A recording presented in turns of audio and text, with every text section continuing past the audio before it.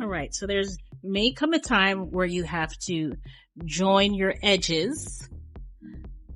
So this is a method that you can use, that I like to use. Some people like to tie the yarn together like this and then make it really, really tight and then continue on that way. I don't like that.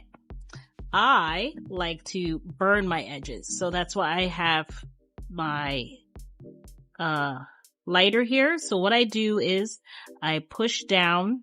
There's a little piece in there in the middle of your yarn that is the plastic portion. I push that down. Sometimes you may have to cut it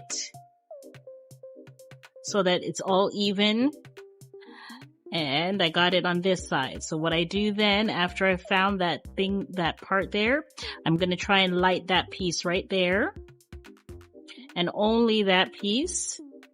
There we go.